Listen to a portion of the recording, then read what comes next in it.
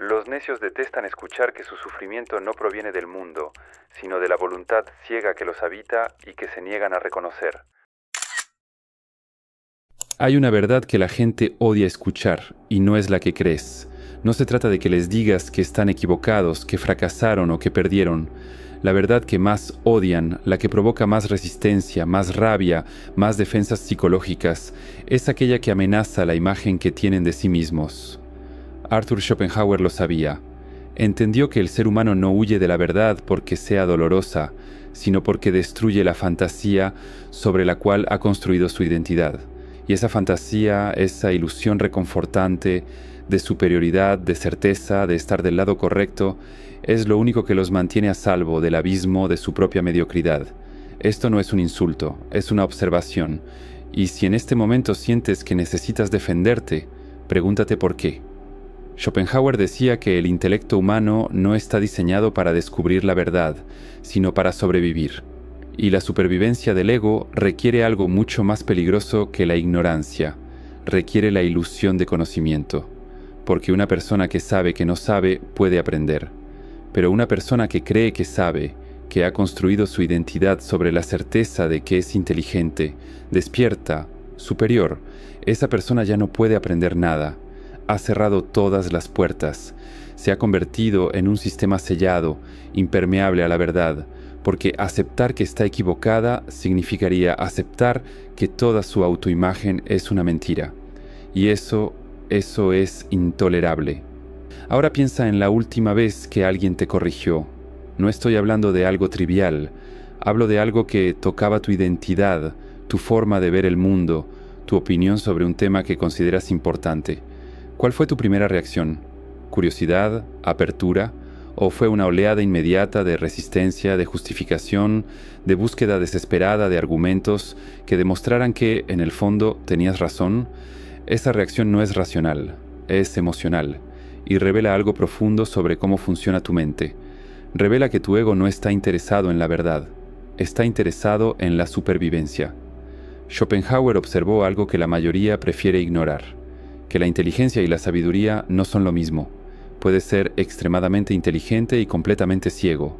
Puedes dominar argumentos complejos, manejar datos, ganar debates y aún así no entender nada sobre ti mismo ni sobre la realidad. Porque la inteligencia sin humildad, sin la capacidad de dudar, sin la voluntad de examinar tus propias creencias con la misma crueldad con la que examinas las de los demás, no es más que una herramienta al servicio del ego. Y el ego no quiere verdad, quiere validación. Por eso las personas más insoportables no son las ignorantes. Son las que creen que ya lo saben todo, las que han encontrado su sistema, su ideología, su explicación del mundo y se aferran a ella como un náufrago a una tabla. Estas personas no discuten para aprender, discuten para ganar, no escuchan para entender, escuchan para refutar. Cada conversación es una batalla, y perder una batalla significa perder algo mucho más valioso que el argumento, significa perder la ilusión de superioridad. Y esa ilusión es lo único que los sostiene. Nietzsche, quien admiraba profundamente a Schopenhauer, aunque después se rebeló contra él, entendió esto también. Dijo que las convicciones son cárceles, y es verdad. Una convicción es una idea que ya no puedes cuestionar sin sentir que te estás traicionando a ti mismo. Es una creencia que se ha fusionado con tu identidad, y cuando alguien ataca esa creencia, no siente que están atacando una idea, siente que lo están atacando a él. Por eso reacciona con tanta violencia. No está defendiendo la verdad, está defendiendo su ego. Pero aquí está el problema. El ego es un pésimo juez de la realidad. Schopenhauer entendió que la voluntad, esa fuerza ciega que nos impulsa a existir, a desear, a luchar, distorsiona nuestra percepción. Vemos lo que queremos ver, creemos lo que queremos creer, y cuando la realidad contradice nuestros deseos, no cambiamos nuestros deseos, cambiamos nuestra interpretación de la realidad. Construimos narrativas, buscamos evidencia que confirme lo que ya creemos, ignoramos todo lo que nos incomoda, y nos convencemos de que somos objetivos, racionales, justos. Esta es la gran trampa de la mente humana, que puede engañarse a sí misma sin siquiera saber que lo está haciendo. ¿Te has preguntado alguna vez cuántas de tus opiniones son realmente tuyas? ¿Cuántas son producto de tu entorno, de tu época, de tu necesidad de pertenencia? Schopenhauer diría que casi ninguna, porque la mayoría de las personas simplemente adoptan las creencias de su tribu y las defienden como si fueran sagradas, sin haberlas examinado jamás, porque examinarlas sería arriesgarse a descubrir que están vacías, y eso requiere un tipo de coraje que muy pocos poseen. Carl Jung lo expresó de otra manera. Dijo que hasta que no hagas consciente lo inconsciente, éste dirigirá tu vida y tú lo llamarás destino. En otras palabras, vives dominado por fuerzas que ni siquiera reconoces. Tu ego, tus miedos, tus inseguridades, tus necesidades de validación, todo eso opera en la sombra, dictando tus reacciones, tus decisiones, tus juicios sobre los demás. Y mientras no lo veas, mientras no tengas el coraje de mirarte honestamente, seguirás siendo un esclavo de ti mismo. Esto es lo que Schopenhauer entendió mejor que nadie, que el sufrimiento humano no viene principalmente de afuera, viene de adentro, viene de la incapacidad de aceptar la realidad tal como es, viene de la resistencia, del querer que las cosas sean diferentes, del aferrarse a ilusiones, y la mayor ilusión de todas es la ilusión de que somos mejores, más inteligentes, más conscientes que los demás, porque esa ilusión nos impide ver nuestras propias limitaciones, nos impide crecer. Ahora bien, hay algo aún más perverso en todo esto, y es que las personas que más necesitan escuchar esta verdad son precisamente las que más la rechazarán, porque la verdad de Schopenhauer no es cómoda, no te da un enemigo externo al cual culpar, no te da una solución fácil, te dice que el problema eres tú, que tu ego es tu prisión, que tus certezas son tus cadenas, y que si quieres liberarte, lo primero que tienes que hacer es admitir que has estado equivocado, profundamente equivocado, no sobre un detalle, sobre ti mismo. ¿Cuántas veces has visto a alguien aferrarse a una postura claramente insostenible solo porque admitir el error sería demasiado humillante? Schopenhauer vio esto constantemente. Observó cómo las personas prefieren defender lo absurdo antes que reconocer que se equivocaron, porque admitir el error no es simplemente decir me equivoqué, es decir, no soy quien creía ser. Y eso, para el ego, es una muerte. Por eso la gente odia a los filósofos como Schopenhauer, no porque sean pesimistas, sino porque dicen la verdad. Y la verdad es que la mayor parte de lo que llamamos vida es sufrimiento disfrazado de búsqueda. Buscamos placer, pero el placer es efímero. Buscamos logros, pero los logros pierden su brillo en cuanto los alcanzamos. Buscamos validación, pero la validación externa nunca es suficiente. Y en medio de toda esa búsqueda construimos una imagen de nosotros mismos, una narrativa que nos hace sentir especiales, importantes, diferentes. Y cuando alguien amenaza esa narrativa, reaccionamos como si nos estuvieran arrancando el corazón. Pero la verdad es esta: no eres especial. No en el sentido en que tu ego quiere que lo seas. No eres el héroe de una historia cósmica. No eres el portador de una verdad que los demás son demasiado ciegos para ver. Eres un ser humano, limitado, falible, condicionado por fuerzas que apenas comprendes. Y eso no es malo, es liberador. Necesitar tener razón cuando dejas de necesitar que los demás te validen, finalmente puedes ver la realidad, finalmente puedes aprender, finalmente puedes vivir sin la constante ansiedad de proteger una imagen que, en el fondo, siempre supiste que era falsa. Schopenhauer decía que la vida oscila como un péndulo entre el dolor y el aburrimiento, pero hay un tercer estado, uno que muy pocos alcanzan: la claridad. La claridad viene cuando dejas de luchar contra la realidad, cuando aceptas tus limitaciones, cuando reconoces que tu perspectiva es parcial, que tus creencias son provisionales, que tu identidad es una construcción. Esa claridad no te hace débil, te hace libre. Piensa en las personas que admiras de verdad, no las celebridades ni los influencers, las personas que realmente respetas. ¿Qué tienen en común? Probablemente humildad, probablemente la capacidad de admitir cuando no saben algo, probablemente la voluntad de cambiar de opinión cuando encuentran mejores argumentos. Esas personas no necesitan tener razón todo el tiempo, no necesitan ganar cada debate, porque su valor no depende de su imagen, depende de su integridad. Ahora pregúntate, ¿eres tú una de esas personas? ¿O eres de los que nunca se equivocan, que siempre tienen una explicación, que siempre encuentran la manera de salvar su imagen? Si eres honesto contigo mismo, ya sabes la respuesta. Y si esa respuesta te incomoda, bien. Esa incomodidad es el principio de algo. Es la grieta por donde puede entrar la luz. Schopenhauer no escribió para hacer sentir bien a la gente, escribió para despertarla, para sacudirla de su sueño dogmático, para mostrarle que la mayoría de lo que cree saber son simplemente prejuicios heredados, ilusiones confortables, mecanismos de defensa, y que si quiere algo más que una vida de sufrimiento inconsciente, tiene que estar dispuesta a renunciar a esas ilusiones, tiene que estar dispuesta a ver. Pero ver duele, ver significa reconocer cuánto tiempo has perdido, defendiendo posiciones que no resistían el menor análisis. Ver significa aceptar que muchas de las cosas que te enorgullecían eran producto del azar, no del mérito. Ver significa enfrentar tus contradicciones, tus hipocresías, tus miedos más profundos. Y la mayoría de las personas prefiere la ceguera, prefiere la ilusión, porque la ilusión es cómoda. La verdad es despiadada.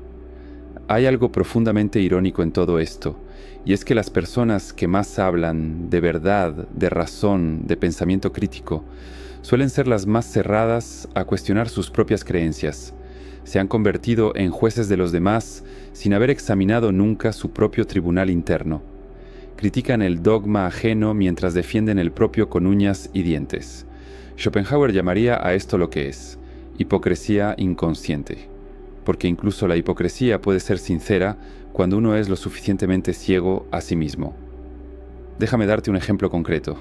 Observa a las personas en una discusión política. No importa el tema. Lo que importa es la dinámica. Cada lado está convencido de que tiene la razón absoluta. Cada lado interpreta los mismos datos de manera completamente opuesta. Cada lado acusa al otro de ser irracional, manipulado, ciego, y ambos tienen razón, en cierto sentido, porque ambos están viendo la realidad a través del filtro de su identidad tribal. Schopenhauer lo habría entendido perfectamente. No están buscando la verdad, están buscando munición para defender su posición. Su intelecto no es un instrumento de búsqueda, es un arma de guerra. Y la guerra no es contra el otro bando, es contra la posibilidad de estar equivocados. Este mecanismo opera en todos los niveles de la vida humana. Observa cómo la gente reacciona cuando cuestiona sus creencias sobre la educación de sus hijos, sobre su carrera profesional, sobre sus relaciones.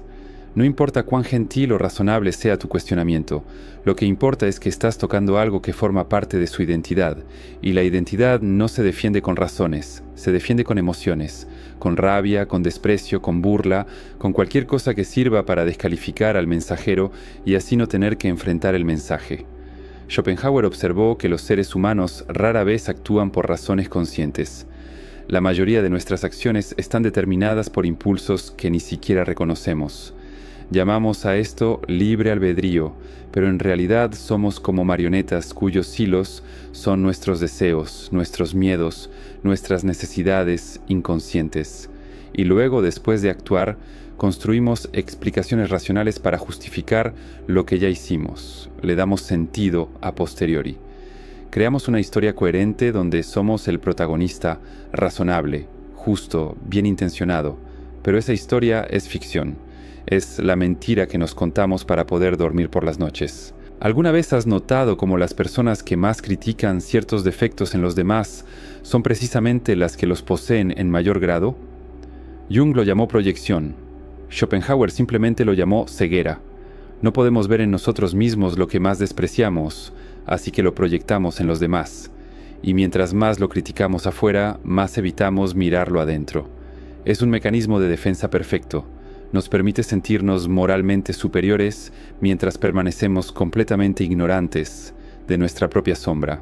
Ahora bien, podrías pensar que todo esto aplica a los demás, pero no a ti, que tú eres diferente, que tú sí eres consciente, que tú sí te cuestionas, que tú sí buscas la verdad, y tal vez tengas razón, o tal vez eso sea exactamente la ilusión de la que estoy hablando, la ilusión de ser la excepción, la ilusión de haber trascendido el ego cuando en realidad solo has encontrado una forma más sofisticada de alimentarlo, porque incluso la búsqueda de la verdad puede convertirse en una forma de vanidad, incluso la humildad puede ser una pose.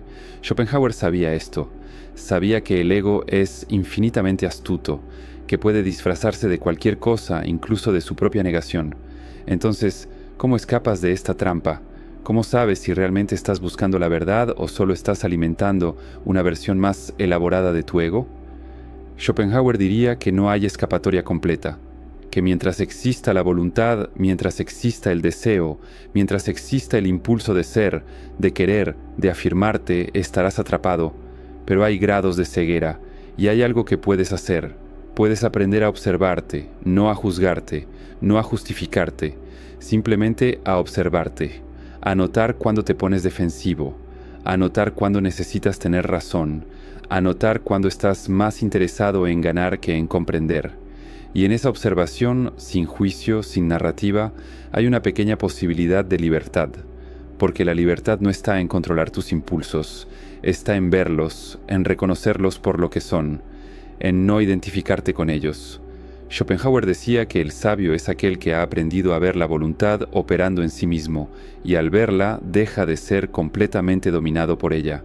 No la elimina, no la trasciende completamente, pero crea una distancia, un espacio, y en ese espacio hay algo parecido a la paz. Sin embargo, muy pocos alcanzan ese espacio, muy pocos porque requiere algo que la cultura moderna desprecia, requiere soledad, requiere silencio, requiere estar dispuesto a pasar tiempo contigo mismo sin distracciones, sin entretenimiento, sin la validación constante de los demás, y la mayoría de las personas tiene terror a eso.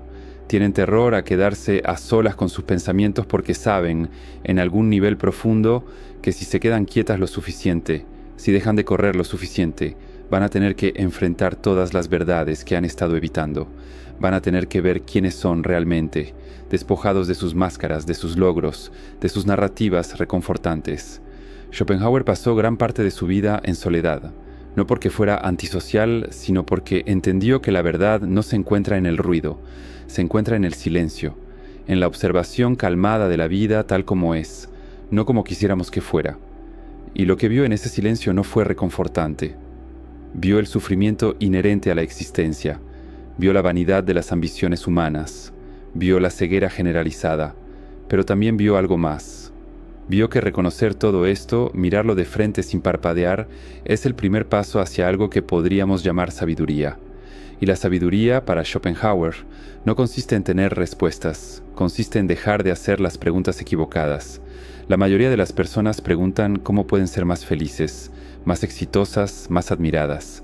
Schopenhauer diría que esas son las preguntas del ego, las preguntas de alguien que todavía cree que la salvación está en conseguir más, en ser más, en lograr más.